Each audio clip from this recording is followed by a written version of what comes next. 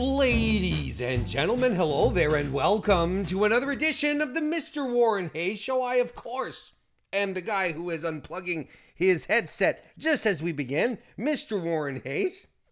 I'm glad you're here. I'm glad you're tuned in here right now to this Monday evening, this June 24th evening, because we are going to be talking about the edition of WWE Raw that occurred on this very evening. Yes, we are. And I want to thank you very much for tuning in. I want to thank everyone who is joining us live right now. Yes, live. Because I do this show, I record it live every Monday evening, right after Raw, 11:30 p.m. Eastern Standard Time. And I am always privileged to have a fantastic group of people jumping in to join into the chat. Dare I say, the greatest wrestling related chat in all of wrestling podcastdom. Something like that. And I do believe that because it's a cool place, friendly place, lots of fantastic people who are here, including but not exclusive to Brian Payne, Robert Larry, Blaine Mendoza, the world's most handsome mod, who is here as well. CM Phil, Ryan Smith. Good to see everyone this evening. It is a fun time to have everyone here tonight, just as it is a fun time to have you regardless.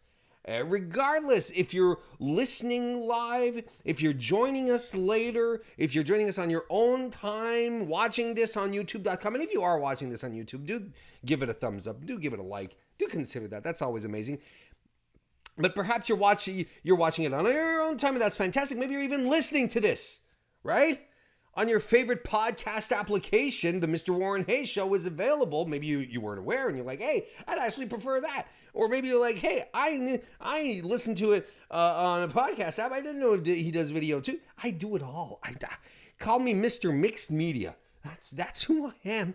I just do it all. I do it all out of sheer love and pleasure and attention. Anyway, it's on Google Podcasts, Apple Podcasts, Stitcher, Spotify, Podbeam, Himalaya, Podcoin, Castbox. It's everywhere. It's everywhere that you listen to your podcasts. You can check it out there, and that's fantastic. And you know, and if you do listen there, do consider a subscription, consider a like, a review, however these things work. You know, it's a very diverse way to show your appreciation and engagement out there in the wild, wacky West world of podcasting. Do consider doing it in whichever way you prefer. And that always helps. It helps out a great deal. And tomorrow evening, ladies and gentlemen, right? SmackDown Live, you know what that means, 10:30 p.m. Eastern Standard. I'm going to do my SmackDown Live recap right here once again on youtube.com/MrWarrenHayes. So make sure that you're there for that. Wednesday, I will be back doing my Fightful Select 205 Live NXT UK recap show, the midweek show over on Select. I was out of town last week. My shoot job obligations had me out on the road last week, so I didn't have time to watch any of those three shows, much less do a podcast about them. But this week, I am back in the saddle, and I hope you guys are subscribed, because it's going to be a big show for NXT and NXT UK at least. You know, because I kind of know what's going to happen. I don't want to give any spoilers. I like to keep things spoiler free, but you know, I kind of want to make sure that you know there's some big things that are going to happen this week on NXT and NXT UK. So do consider subscribing to Fightful Select. It helps out Fightful.com, which is of course your the only news source you need for pro wrestling news. Like, I don't know why you'd go anywhere else. The Wrestling Observoid, never heard of it. Pro Wrestling Church, never heard of it. Never heard of these things. Look, see, I'm trying to think of others, and none come to mind because there's only one. It's Fightful.com. And if you join Select, you get a whole bunch of extra content, extra podcasts.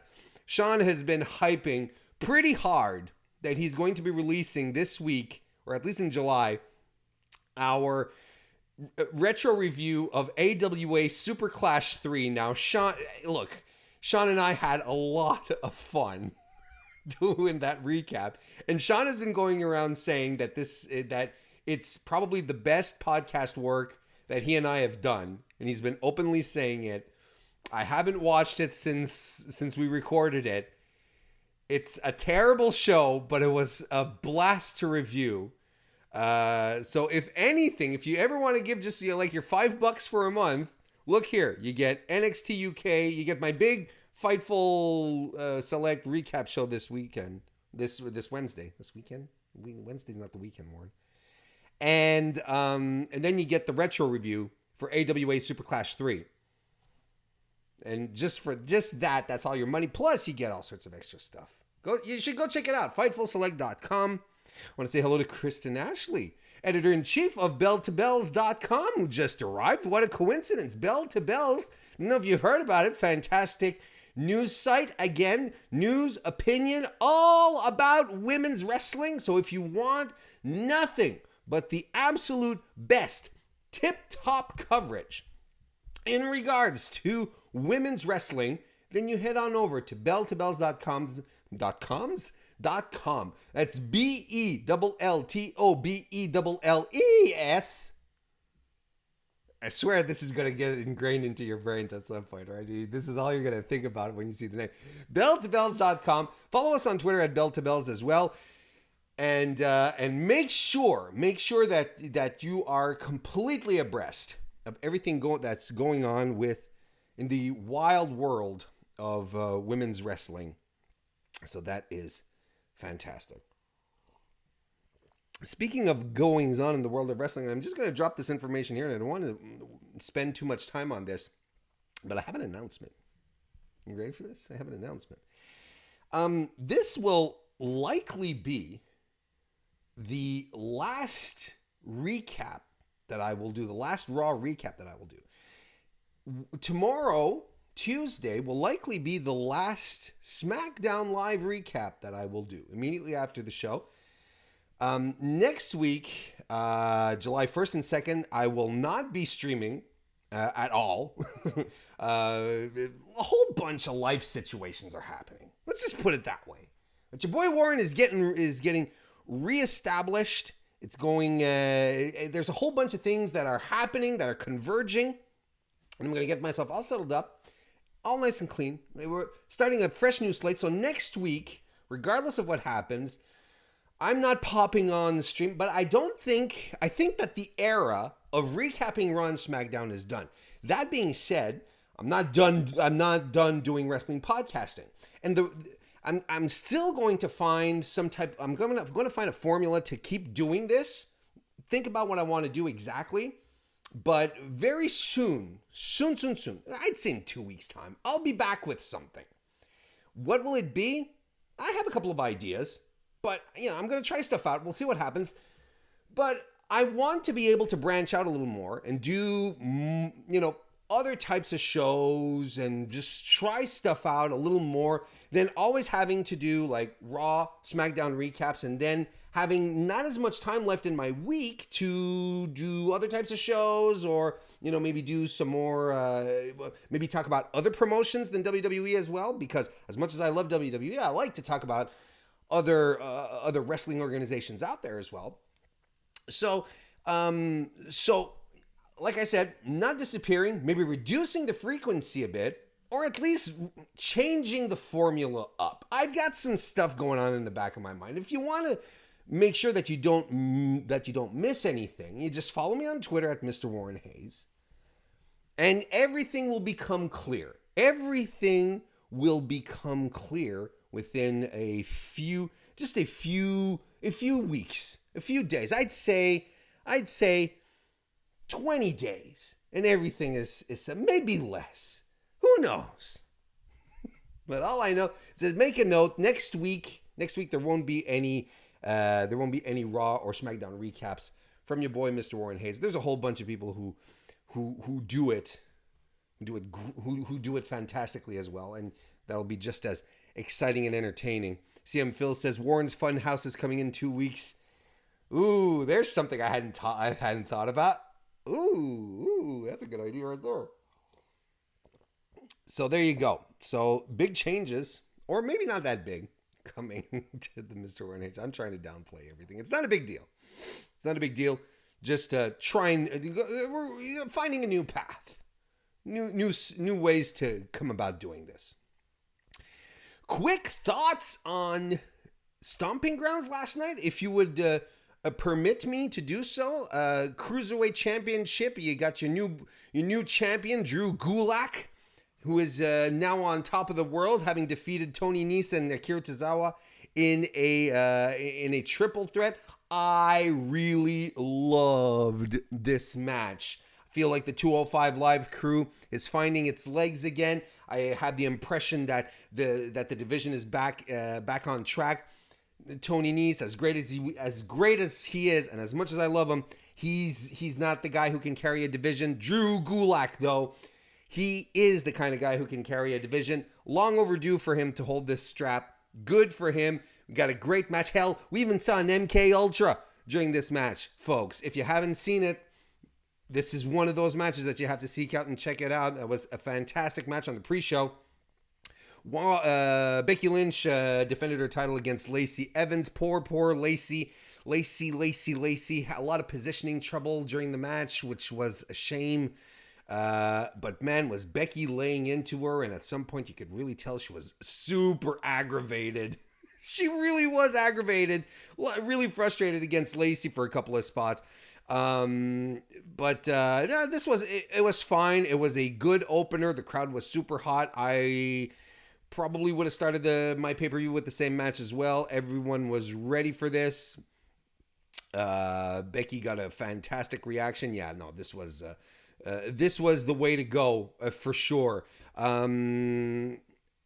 Big E and Xavier Woods lost to Kevin Owens and Sami Zayn in a match which was kind of added in last minute, but this was a great match. I really, really dug it. It was a lot of fun. I loved the sense of urgency that KO and Sami had at first, with where Kevin Owens was basically spamming the super kick button, just throwing kicks everywhere at first. That was fantastic stuff. I loved it. So that was really, really good. Another great match, Ricochet becoming U.S. champion, defeating Samoa Joe. Look, Samoa Joe does fantastic work with smaller guys. He just shines so much. Ricochet is great. Reminded us how fantastic of a seller he is. It felt like an underdog against all odds kind of situation, and that's what it came off of. That's how it came off as. This was fantastic. Another fantastic match. Daniel Bryan and Eric Rowan defended their SmackDown Tag Team Championship against Heavy Machinery, and this to me was Heavy Machinery's coming out party. I don't think they've looked this good since. It's not that I don't think. I know they haven't looked this good since being called up from NXT. This was their coming out party. Good for them. Bayley defended her SmackDown Women's Championship against Alexa Bliss in this was another super fun match, and I thought Bayley's psychology was so precise and so sharp. I love like little edgy Bayley. She kind of reminds me of Seth. Seth who has this little edge to him, and they're doing it with Bayley as well. I really dug it. Roman Reigns versus Drew McIntyre was all right. It was solid, but it was a little too long. I thought it went too long. A little too much crap going around in it as well. But it was a good match. It was a good sprint from both of these two guys. Kofi Kingston retained his title against Dolph Ziggler in the cage, and this was a bit of a snoozer, right? This was a bit of a snoozer. It was very, very bland.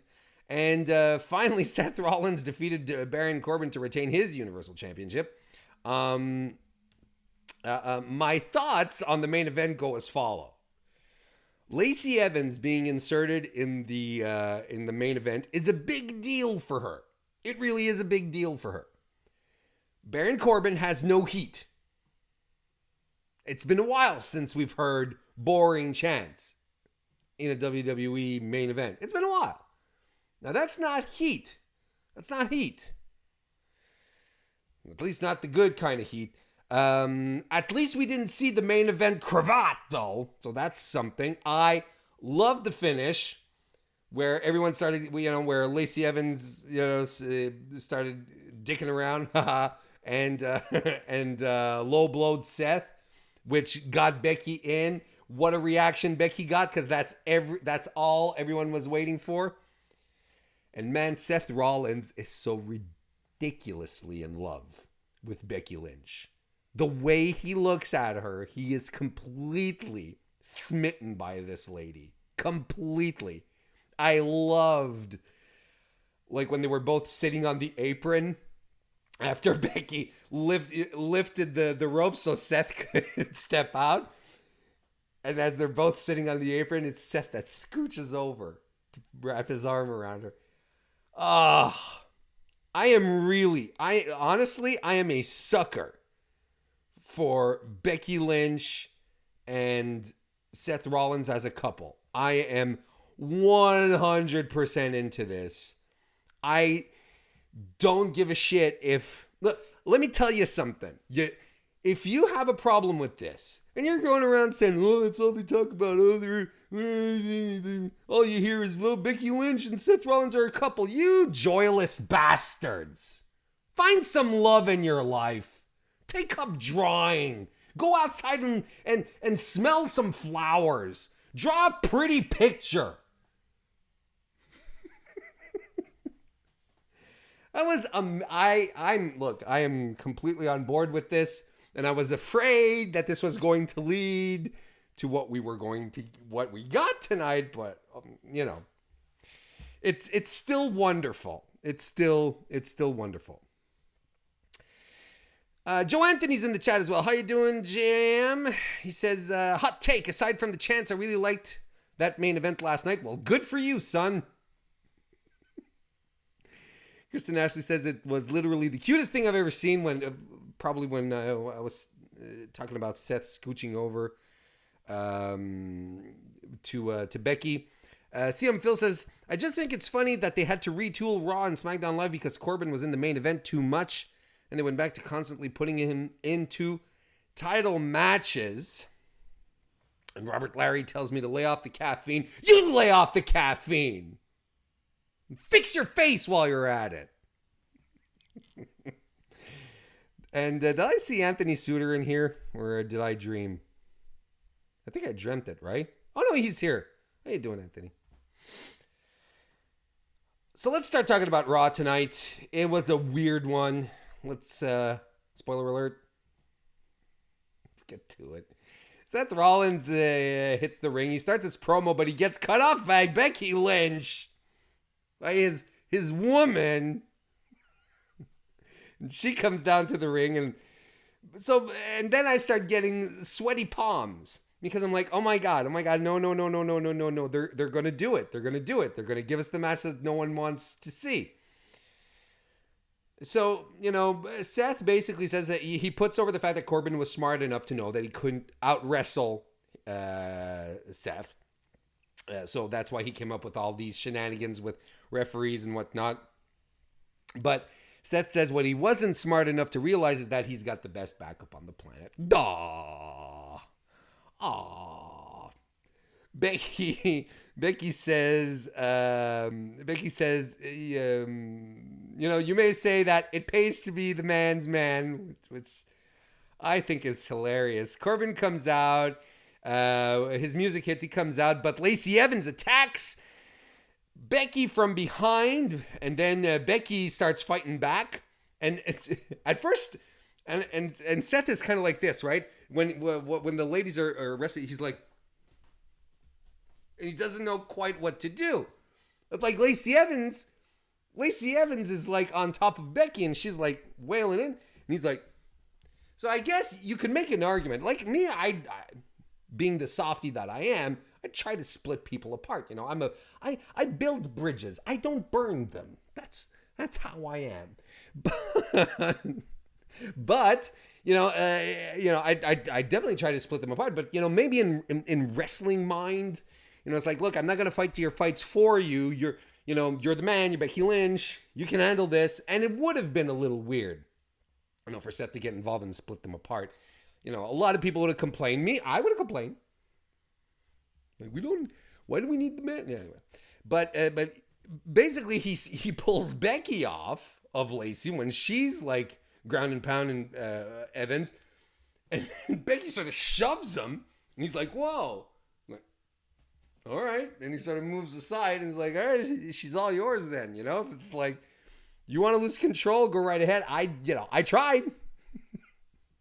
You do your thing. So yeah. So then Corbin hits the ring, but Seth gets the better the upper hand on Corbin. Look, their whole plan backfired essentially. And then they start the heels start insulting Seth. Saying like, oh, you need a girl to fight your battles. That's not exactly what they said, but that was essentially the things. Like, oh, you need a girl to fight your battles. Then why don't you go to the kitchen and make the man a sandwich? And I'm like, this is so regressive and dumb. It's not even good heat. It's just cringy. Like, it's just really, really cringe. So, so basically, we get the match that no one wanted. Mixed match challenge at Extreme Rules. Lacey Evans and Baron Corbin. With Becky establishing a stip for the match, saying that if you two lose, you never get to fight us again. I'm like, thank God. Yes, please. But then the heels say, we'll have a stipulation. We want to establish a stipulation. And then Seth says, fine, whatever stipulation you want, you got it. And what is it with WWE making their baby faces just complete morons? Like complete and utter tools. This is stupid. No one does that. Who signs a contract without looking at what's on the dotted line first? All right, now maybe some people in the chat will say independent wrestlers, but that's a whole other thing. No, but you know what I mean. I mean, I don't like my baby faces being stupid. Seth acted stupid. It's dumb. It's not heroic. It's dumb.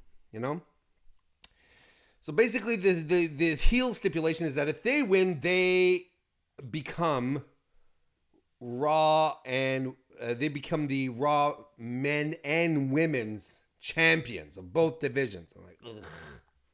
This is never going to happen. Why do we need this match? I don't want to see Lacey Evans squirm her way through another match in such high-profile match. I don't. And I just don't want Baron Corbin in another high-profile match. I can't believe they're giving us this again. It's like for real though. I mean, Baron Corbin during the evening at some point says, Seth Rollins has been a pain in my side for the past 6 months. We've had Seth Rollins versus Baron Corbin numerous times within these past 6 months. I don't know how they feel that they can still go to this well. And as I was saying earlier, Baron doesn't have heat. He doesn't have real heat. He has, oh no, not this guy, I'm bored heat. And it was proven last night at the pay-per-view. And there was just nothing. And the audience was reacting with hostility. But then when you start putting people that the audience actually wants to see in these matches, suddenly the audience perks up. Could you believe it? Isn't that wacky, nutty stuff? you know. Michael Stepney says that I'm still on my sugar high. Yes, that is something. That is actually true. Let's see here. No, I'm just reading through the chat here. Just looking for, just reading through the chat. Just looking at some of your excellent comments. Blaine Mendoza says, in a fight, I'd take Aleister Black and Zelina Vega to beat the shit out of Seth and Becky, and that would actually be a pretty fun match. Joe Anthony says that both Anthony Suter and I need to shave, like right now. Come on. I like my scruff right now. What the hell are you talking about? Anthony's a neck beard. That's different. CM Phil says, seriously, why do they keep giving these two title shots? They've lost several pay-per-view matches now. That's one thing. That's one thing that doesn't make sense at all at this point, is how many, and the same thing will go with, it happens with Samoa Joe later on this evening. It's like, why do we keep, or when I say we, why does WWE keep giving titles to people who are losing? I mean, Baron Corbin lost at the Super Showdown of Saudi Arabia life, whatever it was called, a few weeks ago. Then he loses last night again. Then he comes over and he says, well, let's do it one more time. Maybe at some point, maybe some of the logic in Seth and Becky's mind is, because the same goes with Lacey Evans. Maybe it's like, well, look, we keep beating these people. Let's keep racking up some wins. I don't know, but it's not. It doesn't look glorious, you know. And Joe Anthony says, I feel like WWE is just giving us Seth and Becky versus Lacey Barron again to stretch this out before we get new feuds for SummerSlam. You know, they could actually start a proper build for SummerSlam like right now. They really could, and just give us like a couple of some intermediary matches in the meantime. But I know what you mean. That's how it feels like. I agree. And I want to say hello to Bob Aruski, who's joined us in the chat. Next, we have an elimination tag team match. The Planet's tag team. Daniel Bryan and Eric Rowan, and the Revival versus the Usos and the New Day, composed of Big E and Xavier Woods. So, of course, we have a couple of wild cards. In this match here, we've got two wild cards, actually, the New Day and the Planet's tag team in this situation here. The New Day. Okay, so continuing this discussion about why are losers getting title shots. Commentary puts over the fact here. They put over the fact here that it's the two tag team champions versus the two top contenders of their respective brands. The New Day lost a match last night. How are they suddenly top contenders? Not saying it's heavy machinery, but, you know, Kevin Owens and Sami Zayn won last night. I swear, the logic, where to go. The New Day lost their match, so they're here tonight. Anyway,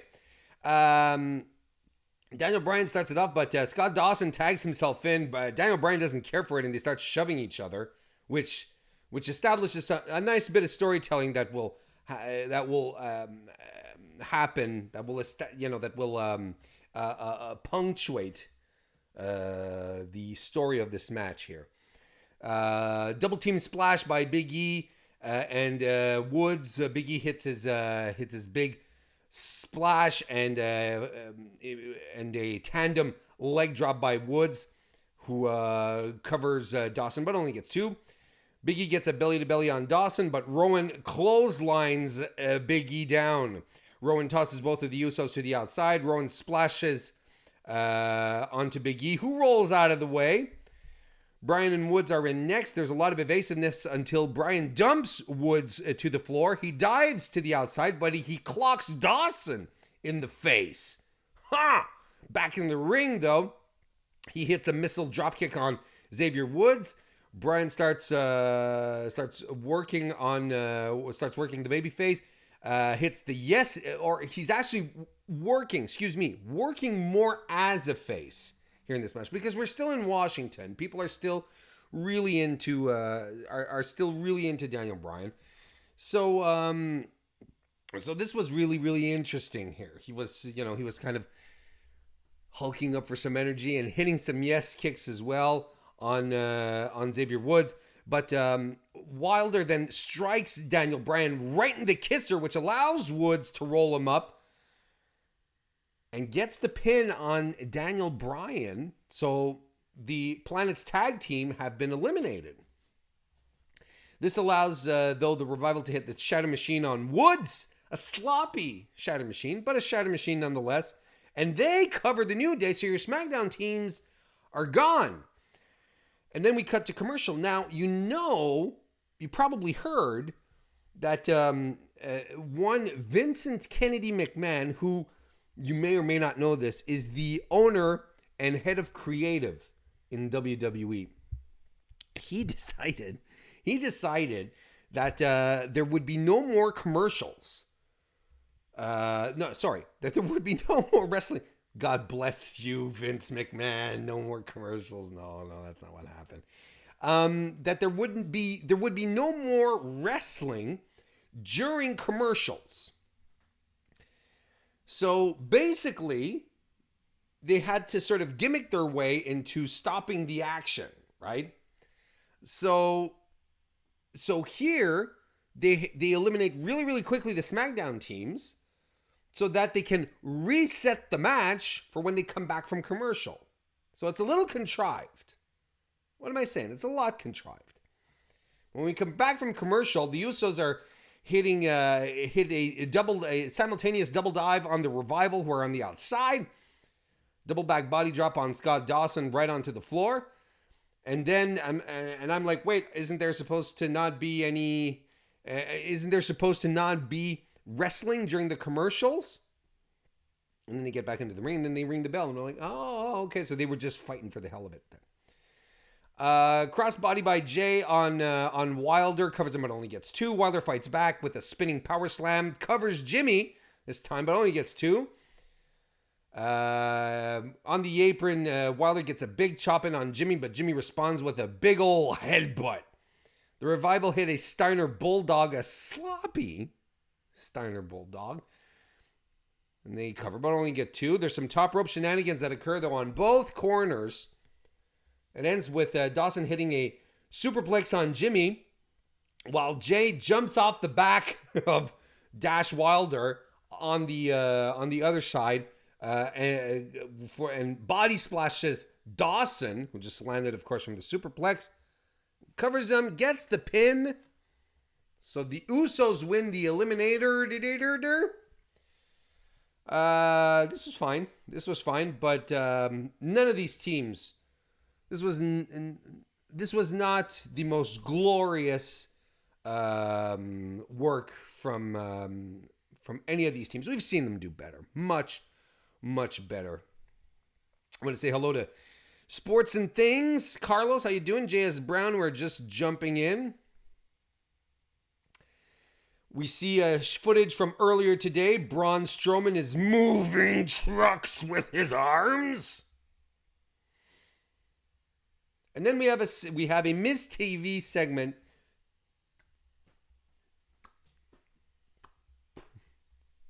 This is it. This is where Raw peaked tonight. This is exactly the moment that Raw peaked tonight. Miz TV with R-Truth, his former tag team partner, with Carmella, who, in my opinion, is a wild card. That makes 3. Because look, if you want, you could make an argument that the 24/7 champion is brand agnostic. Here I am putting out my fancy words. Hey, how you doing tonight? Wanna sit around, open up a bottle of Merlot, read the dictionary? How you doing?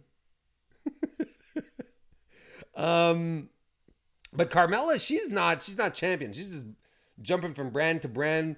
So there you go. So to me, she's a wild card tonight. That's 3. Miz assures Truth that the 24/7 rule has been suspended for the duration of the Miz TV segment. They show footage of Truth winning the title back at Drake's wedding, which was fantastic stuff. And I had called it, hadn't I? I called it last week. I basically said, if the 24/7 title isn't defended at Drake Maverick's wedding, what the hell are we doing, right? Look what happened. Keep faith, people. Sometimes WWE knows what they're doing. This is fantastic stuff.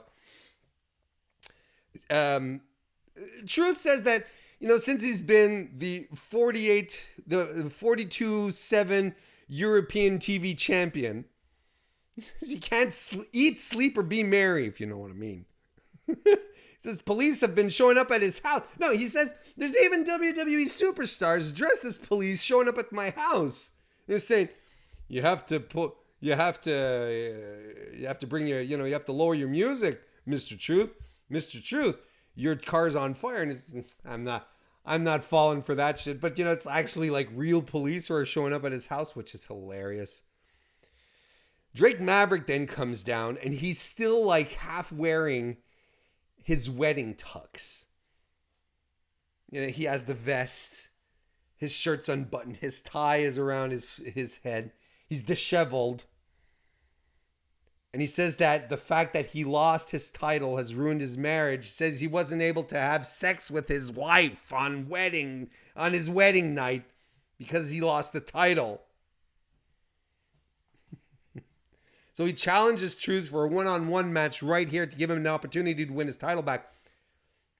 And Truth agrees. The other competitors are barred from ringside, but this ends with a clothesline. Like it's a flash. I blinked. And I'm like, wait, what? And I was actually excited to see like Drake Maverick get back and wrestle a bit, but no, wishful thinking. But then the C team runs from the back. We come after the title. Maverick is left alone in the ring though, distraught, pensive. And I think it's Charlie Caruso who's in the ring with him then. And she says, you have a tough week. You lost your title. Your wedding was ruined. Where do you go from here? And Drake he's choked up and he cannot speak. And the audience sings him off with the goodbye song. What a bunch of dicks. The guy's wedding is ruined. He couldn't consummate his marriage. He lost his title. He lost his title again tonight. Man. But this was so good though. This was so good. R-Truth is perfect. He and Drake Maverick are the pillars of the 24/7 title right now.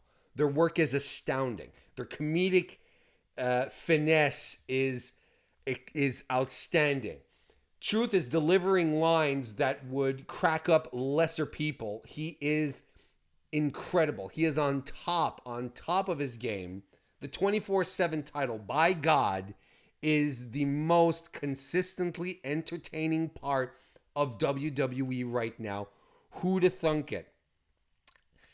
And I don't see how this is going to slow down. This is extraordinary. It's so good. I want to say hello to Richard Storm, who just jumped into the chat. How you doing?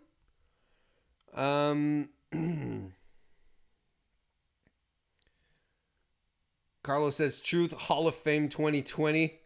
No, let's give him a few more years. He's way too much fun. Let's not retire him just yet. Blaine Mendoza says, I wish DC3 pinned Drake when Drake said I do. That's what I thought was going to happen. Like his best man was going to turn on him. But that's fantastic. Joe Anthony says, I guess in WWE Universe's kayfabe, Drake was never trained to be a wrestler, hence he lost so quick. But we all know that's not true. And Robert Larry says, "Is it me or is Charlie so beautiful?" Well, she's got her charms. I know one person who's more beautiful than her. Backstage, Baron Corbin and Lacey Evans trade pleasantries, and they start talking about them being the new power couple of WWE. And a bit of my M&Ms came up into my mouth. Hey,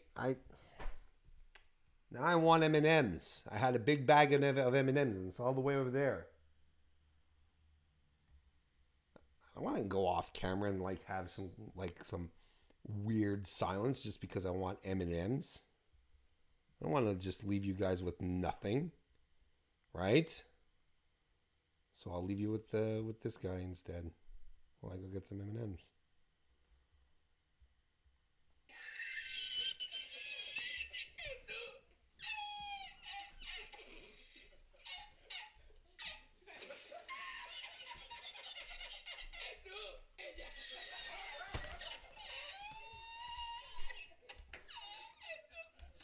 All right. I have my M&Ms. I hope you don't mind. I'm just going to have a few. Just a few. I am legitimately addicted to M&Ms. It's crazy. I just can't have enough. It's crazy. There we go. No, Joe Anthony, you're not the person that I think is more beautiful than Charlie. It's Kristen Ashley. Come on, man. You're going to get yourself fired again.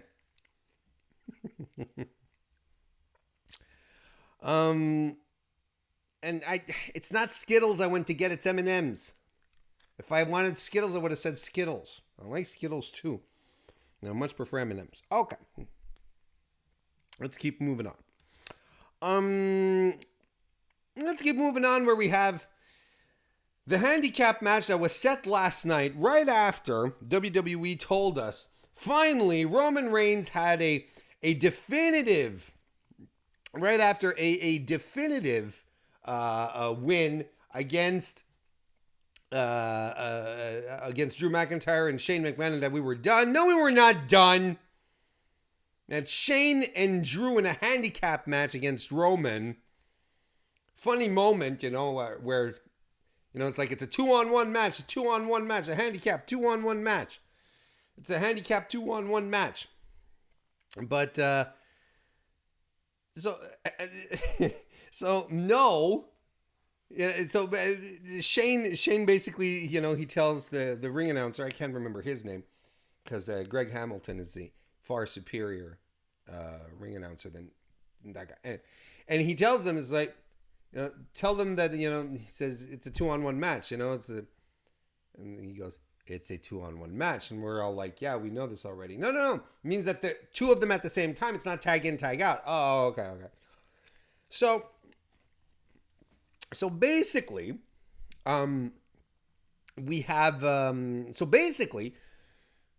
this match happen where Roman basically goes after both guys, and look, it just turns into a mugging essentially, where Shane, not Shane, but Drew tosses Roman into the steel steps. They smash the stairs onto Roman. Then a bunch of claymores, spears, coast to coast is being set up to happen. And then we hear a gong, Undertaker's gong. He goes gong. And then the lights go down, and then they come back up. And Undertaker's there in the ring. And then it's like, everyone's freaking out. It's the Undertaker. The ratings need a boost. We need to raise the pay-per-view buys. So come on, someone get Undertaker on the phone and offer him some money. And Undertaker takes out both Shane and Drew. And guess what we're getting at Extreme Rules? We're getting Roman Reigns versus The Undertaker. And The Undertaker, versus Shane and Drew. And there's another match that none of us really want, right? Am I right, chat? Maybe some of you guys in the chat. I mean, I don't want to press my my opinions upon you like you're my children. I don't want to groom you like you're my kids. Maybe some of you in the chat are really looking forward to this. But the first thing that they need to do next week, while I won't be here watching, but what they do need to establish, what they need to explain really, really quickly, is how suddenly Undertaker and Roman Reigns would be buds, considering that the last time that they were in the ring together, Roman basically retired him. It's a little weird. It's a little weird right now. CM Phil says, I don't want to see Undertaker wrestle anymore. Robert Larry says, at this point, I would had preferred to watch, a Canadian Football League game than watching this episode of Monday Night Raw. You know, the CFL ain't that bad. And I guess Taker heard, Blaine Mendoza says, I guess Taker heard about the wildcard rule and wanted a quick payday. And Carlos says Undertaker needs to retire. Yeah, WWE needs to leave him alone. Braun Strowman and Bobby Lashley have a tug of war. Tugga. T-U-G-G-A, tug of war. And they have a tug of war.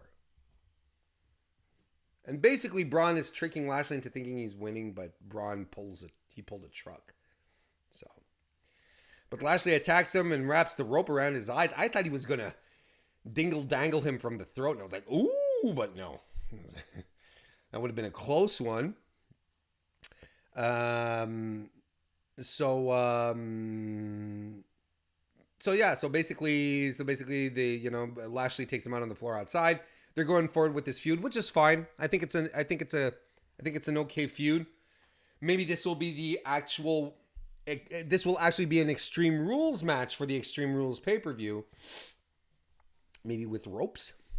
Maybe they should, like for their Extreme Rules, they should bring back like every gimmick feat of strength thing that they've done against each other. It's like a tug of war rope, arm wrestling powder match.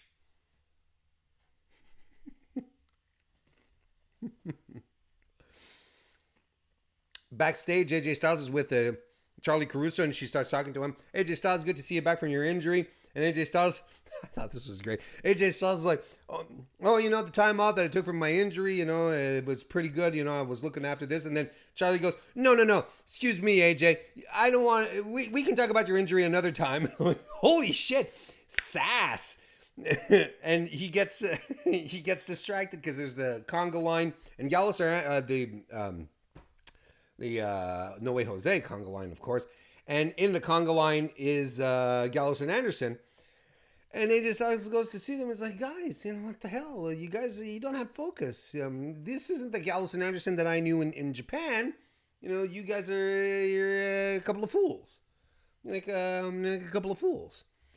And I'm starting to dig this. They did something like that last night. And they're, AJ going back to Gallows and Anderson. Man, a lot of people have been saying, the Bullet Club should have been reformed in WWE a long time ago, and I still think they should do it, and it's never too late for that to happen. I still think it's a good idea, and it should be good. It should be good. It doesn't mean it will be, but it should be good. And then you still have Finn Balor hanging around. That fantasy still hasn't disappeared for me. It still hasn't disappeared. I'm still down with it. Anyways, so Gallows and Anderson said, look, you'll see in the match we're about to have, we're going to fight the Viking Raiders. You'll see if we're a couple of losers or not. And that's the match we get. Gallows and Anderson versus the Viking Raiders. There's a lot of back and forth from both teams to begin with, right up until Ivar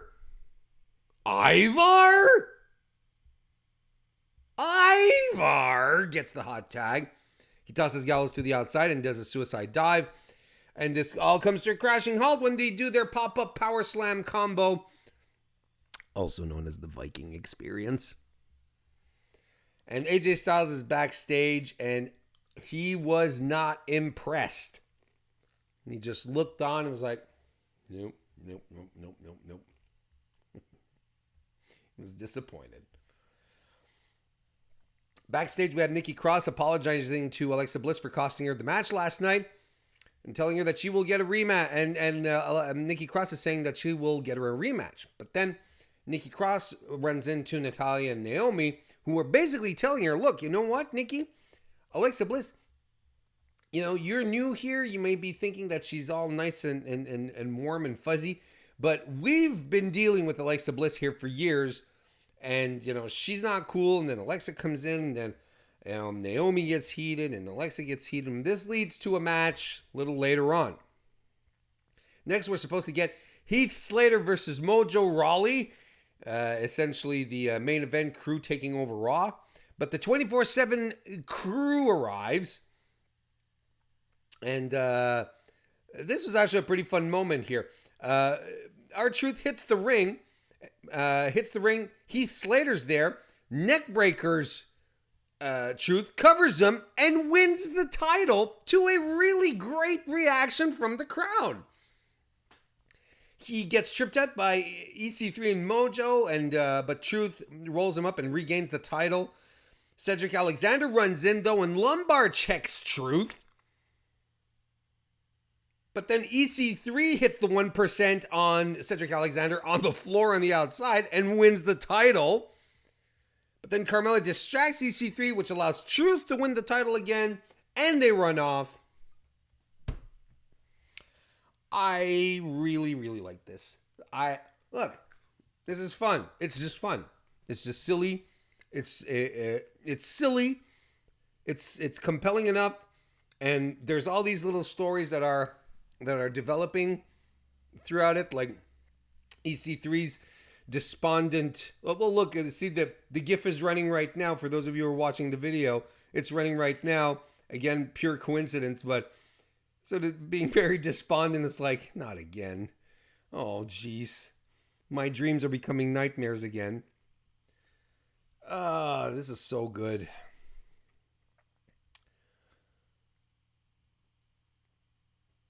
Michael Stepney says, I need more Cedric Alexander on Raw. Yes, we do. Why'd they call him up? Why'd they get him off 205 Live? If they're just going to have him run around. That's stupid.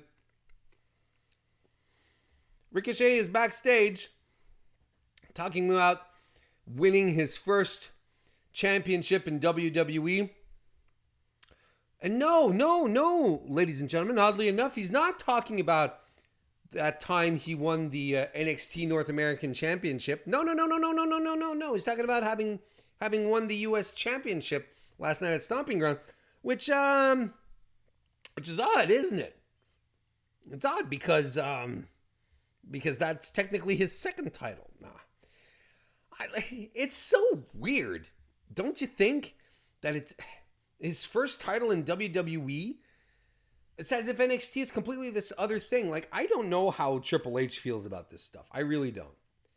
And they and when they're on Main, they do the callbacks to the NXT to a wrestler's NXT career only when it feels convenient. Like when Asuka, well, that was her whole thing, right? So of course they had to mention that, but they never talk about it unless they feel like it's important. I don't know. But the important thing is that and I know this is not his first. This is not his first championship in WWE. Next, we get Kofi Kingston versus Sami Zayn, who comes out with Kevin Owens' wild card. So that's 5. Because I counted. I didn't count Roman, but Roman. It's 5. 5 wild cards. Bit of an interview to begin with Charlie Caruso. It's interrupted by Sami Zayn and Kevin Owens, who calls Charlie not Renee. And who says, I have my own questions, Why are you here? Who do you think you are? And he has his little cue card. Says, why don't you just get the hell out of here, man? And they challenge the fact that Kofi needs his friends to win matches, but Kofi says he's beaten KO all by himself, Dolph all by himself, and he's going to beat Sammy all by himself as well. And there's so we get to the match. There's some back and forth to start off. So a splash by Kofi, who covers Sammy but only gets 2. Sammy lays some strikes in. Kofi with a springboard axe handle, kicks and a drop kick, flying forearm, the double leg drop. He goes for trouble in paradise, but Sammy ducks and rolls him up. But Kofi kicks out at 2. Springboard missile dropkick by Kofi follows, but Sammy rope hangs Kofi. That distracts the referee, and so Kevin Owens can get some shots in. And before the ref turns around, Kevin Owens hightails, but like he really goes like cartoony villain, like you can't see me kind of thing. Where did I go? I thought that was really funny. Sammy suplexes Kofi into the turnbuckles, hits a Michinoku driver, covers him, but only gets 2. Sammy runs into the double flying knees to the chest. Kofi flies off the top rope, but eats a boot, and the toes land like right under his chin. Ooh. Sammy covers Kofi, but only gets 2. Kofi reverses out of a lift by Sammy and rolls Zayn up for the win, a bit out of nowhere. So another successful defense for Kofi Kingston, but Kevin Owens grabs a microphone and challenges him to fight him again. Guess what Kofi Kingston does? Fights him again. So after the commercial, the match starts. Starts with a super kick from Kevin Owens. Kofi drops because, of course, he's just had a match. Owens goes for the swanton, but Kofi lifts his knees. KO hits another super kick, covers Kingston, but only gets 2. The pop-up powerbomb is avoided. They go to the floor. Back body drop by Kofi onto the floor and hits the SOS right on the steel rampway. That looked nasty. Owens' head really bounced off the metal. Kofi gets back into the ring and beats the referee's count. KO couldn't make it. So another successful defense by Kofi Kingston. Here's one thing we have to point out here. We do have to keep things in perspective sometimes. As much as they're giving Shane McMahon the heel push of the century here right now, and you're like, why aren't they giving it to a wrestler? Look at what they're doing with Kofi here. Kofi, since he's won at WrestleMania, he hasn't lost a match. He hasn't even lost a non-title match. He has been on a roll. They are booking him perfectly. Perfectly. This is so perfect. The way they're going at it right now to make Kofi come across as a credible champion. And commentary tonight was even talking about, when is this Cinderella story going to end? When is the fairy tale championship run of Kofi Kingston? When will it ever come to an end? Well, you know what? He got railroaded by Samoa Joe tonight, who urinagied him at the top of the stage, then walked away and came back to lock him into a Kikina clutch. Samoa Joe could actually be the guy, credible guy, to break such a beautiful story. And it makes sense, and it would be perfect, and everyone would be like, boo Samoa Joe, but oh my God, it would be perfect. It would be so perfect. And I'm very torn here. I'm very, very torn here when it comes to Samoa Joe being put into this position, because just not that long ago during this show here, I was saying that, people who lose matches shouldn't be put back into title situations. Well, here we go with Samoa Joe. He lost last night, and here he is again. But I'm so excited at the prospect of Kofi Kingston versus Samoa Joe. Like I said again, Samoa Joe does fantastic work working with smaller guys. This is going to be great. These matches, and I hope it's a these matches situation. I hope Joe gets a proper chase for the title, and I hope this should be the guy. I don't know what you guys think in chat, but honestly, Samoa Joe is probably the only guy who can actually pull it off, who could actually be the credible threat, first and foremost, and be the guy where it's like, yeah, well, if there was one guy who was going to crush Kofi Kingston's dreams, it was Samoa Joe, because he's a psychopath, and that's what he does. Phil in the chat says, I really want Joe to finally be champion, and I'm not ready for Kofi to lose. That's a thing. But man, if we can drag this out into SummerSlam, that'd be fantastic.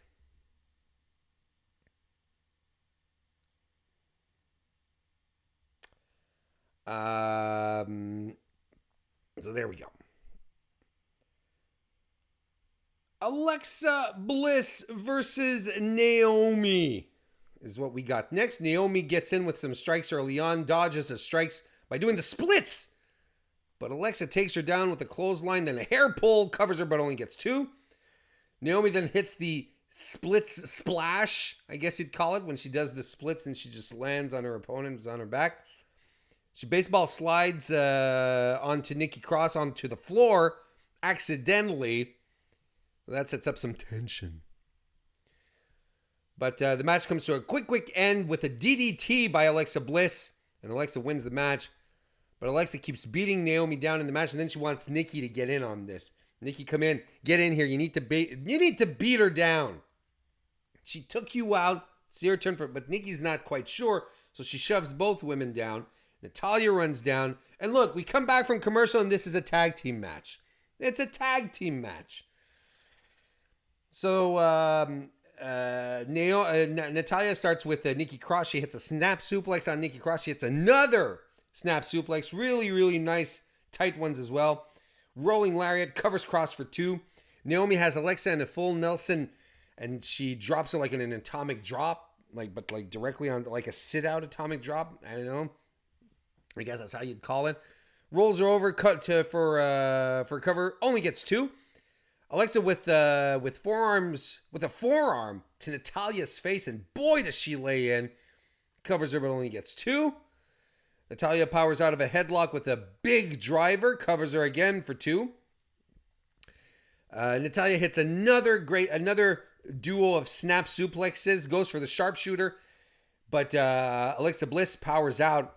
Nikki Cross then tags in, runs Natalya down, and actually spears Natalya into Naomi, who falls to the floor. Then Nikki Cross goes for her avalanche, her running bulldog.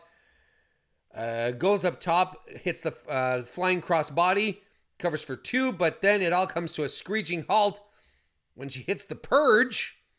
But Alexa, who was the legal woman who had tagged herself in, gets the pin. But yeah, I mean, this was a fun match. I thought everyone looked really good. Alexa's been looking really, really. She's put in some great effort. I find she's looking better than she has been before her injury. She's really been putting some effort in, a lot of work, and she's been looking good. Everyone looked great in this match. It was a lot of fun. I got to tell you, one of the things that I myself often complain about is how they don't, outside of the title pictures for the women, they don't have anything to do for all the other women on the card. But here, what they're doing with Alexa Bliss and Nikki Cross is fantastic. Alexa Bliss doesn't need a title. She's fine being outside of the title picture because her character is so strong. They can create stories around her that she can help carry and give the women something else to do than just chase titles. Therefore, give more room for more women to be on TV.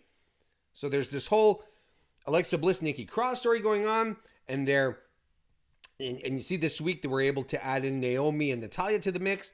This is good. This is smart storytelling, and it gets everyone on TV wrestling looking good. I love this. I love all of this.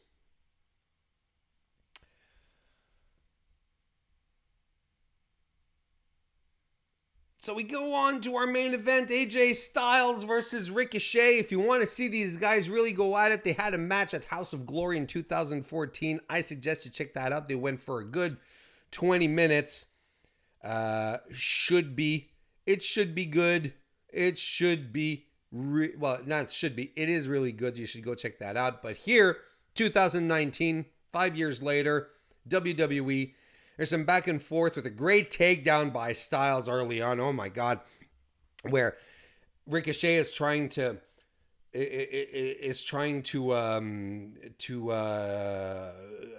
reverse his way out of an arm lock, and just as he comes to kip up like he often does to sort of swing his way out of the arm bar, Styles just catches him and slams him down, and that was fantastic. Ricochet comes back with some arm drags. Then Gallows and Anderson come down. Anderson tries to trip Ricochet up, but AJ doesn't like it. He doesn't seem pleased. So he goes to the outside, grabs a microphone, and tells the guys, "You're not going to ruin this match, and it's not going to continue until you guys leave." So the guys leave. And then we cut to commercial, and then the match continues. So I'm really torn on this because I like the idea of not having wrestling during a commercial, because those of us in Canada, we don't have the picture-in-picture stuff, so we don't see what happens during the commercial. But if it's going to be like this, where they're still going to cut the matches and find convoluted ways to cut the matches, because this feels really, really forced and stupid and unnecessary, I don't know if I'm for it. Why not just have the match last during between commercials? I don't know. Look, I don't format the damn shows, but I'm not sure this is a better solution. That's all I'm saying.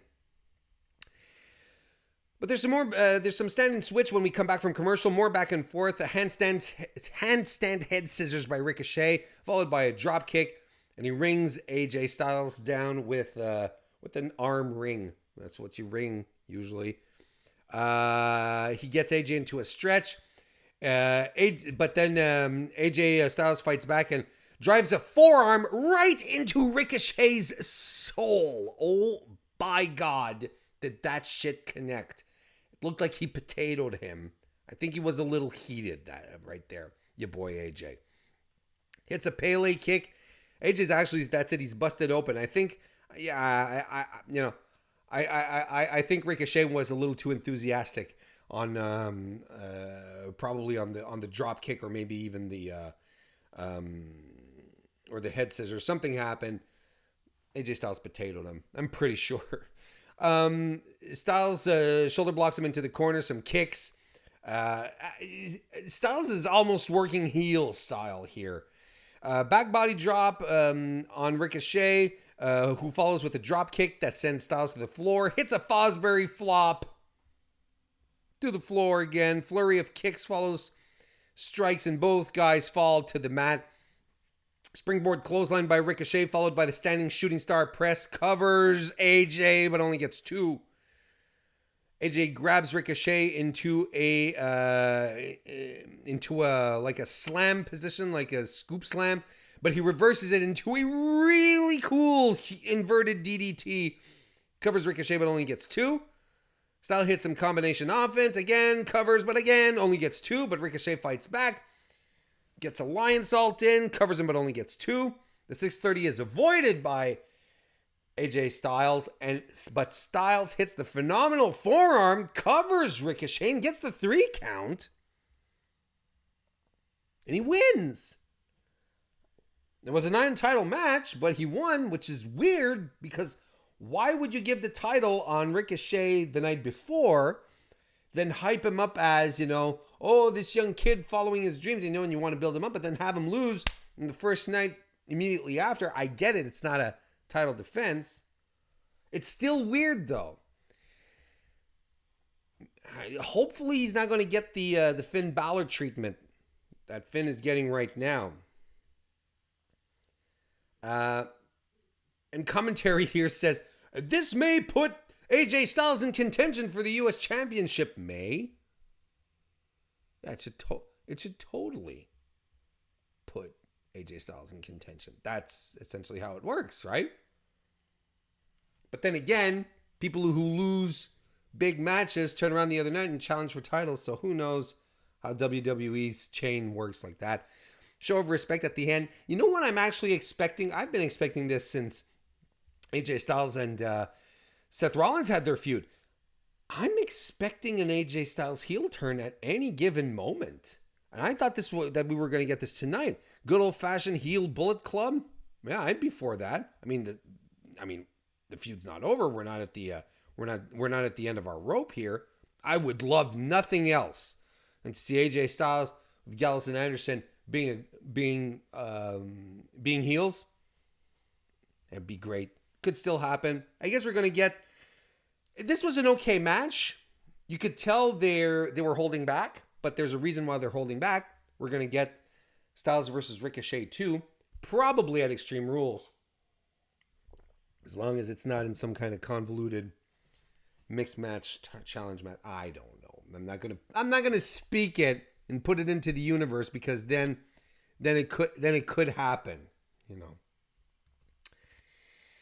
So there you have it, folks. Monday Night Raw. Not bad. Not as good as last week, but definitely a show that happened. I think, you know, the big story being that the tag matches that they made for Extreme Rules, that everyone's sort of like, it's sort of like deflating everyone. I feel like it may have deterred some of the enjoyment of the evening. It wasn't a bad show by any stretch of the imagination, and I feel like they're adding. There's more and more wrestling on it.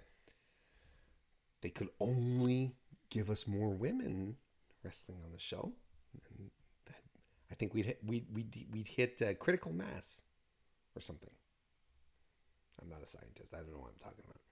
Well, ladies and gentlemen, I want to thank you all for watching. I want to thank everyone in the chat who hung out this evening. Remember to come join me tomorrow night, 10:30 p.m. Eastern, for what will likely be the last SmackDown Live Raw recap. We'll see how things go. But yeah, there's a fairly good chance of that. But I hope you do turn up for that, because it's going to be a good time. And I hope you guys had a good time here this evening, that you enjoyed everything that happened. And remember to like and subscribe wherever you're listening to the Mr. Warren Hayes Show. And of course, I'm Mr. Warren Hayes. And oh, here we go. My outro music's not working. There we go. We'll see you next time. This is one of the reasons I have to stop.